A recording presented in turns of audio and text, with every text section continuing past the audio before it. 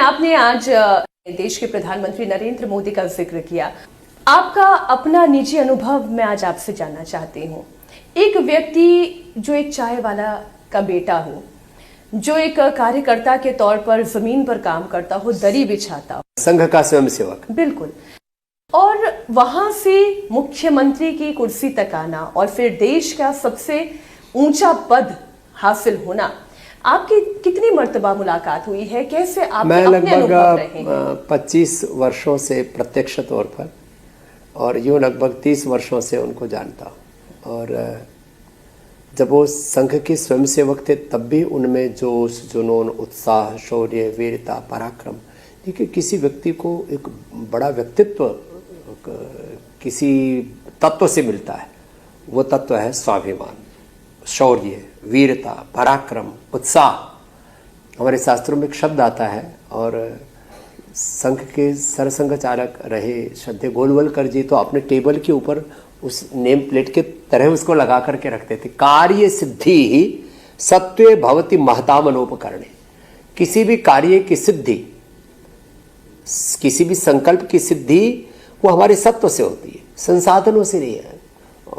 दुनिया में आज 99% उन लोगों का शासन है जिन्होंने अभावों और संघर्षों के दौर से गुजर करके नए मकाम हासिल किए। कोई बात आपको याद आती है जब वो संघ के केवल एक कार्यकर्ता स्वयंसेवक के तौर पर आप मिले हो? कोई पुरानी बात जो आपने पकड़ ली हो कि ये व्यक्ति यहाँ रुकने वालों में से नहीं है? देखिए, जब वो स्वयंसेवक थे तब एक साधारण कार्यकर्ता के रूप में भिक्षा मांग करके खाना, जमीन पर दरी बिछा करके सोना और बीच बीच में हिमालय भी जा करके अपने मनोबल को, आत्मबल को प्रबल बनाना, शिव उपासना से, योग उपासना से, ध्यान उपासना से, ये उनके अपरिग्रह को दर्शाती है, अकिंचनता को। हमारे यहाँ पर एक शासक के गुण आते हैं कि उनमें विनय भी होनी चाहिए, वीरता भी होनी चाहिए, उनमें देश के लिए समृद्धि का सपना भी होना चाहिए, जिस विरासत मूलक विकास की बात करते हैं।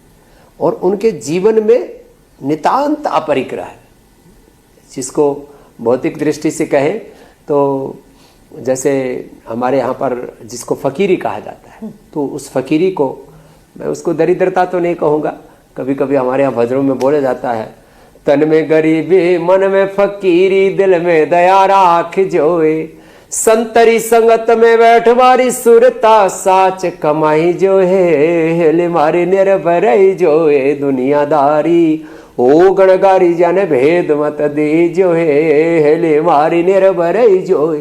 तो फकीरी को इन्होंने पूरा जिया। और जब इनको मुख्यमंत्री बनाया गया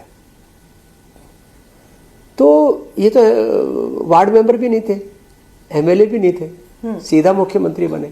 लेकिन राम जन्मभूमि आंदोलन से लेकर के संघ ने, संगठन ने इनको जब जब जिस उत्तरदायित्व में लगाया, ये एक बड़ी बात होती है। कभी अहंकार आपने देखा कि वो सीएम के पद पर चले गए और उसके बाद तो प्रधानमंत्री से ऊंचा और पद क्या है? देश का विरोधी उन पर अहंकारी होने का आरोप लगाते हैं। अब जो विरोधी है ना, उनको तो कोई सद्गुण दिखेगा ही नहीं, वो तो आपके 100% दुर्गुण ही देखेंगे। जब उनसे कोई कहता है कि नरेंद्र मोदी में कोई सद्गुण भी होगा, उन्होंने अच्छा भी किया होगा, बोले अच्छा ही बताने वाले तो बहुत है ना, हम तो केवल और उनके दोषान्वेषी हैं।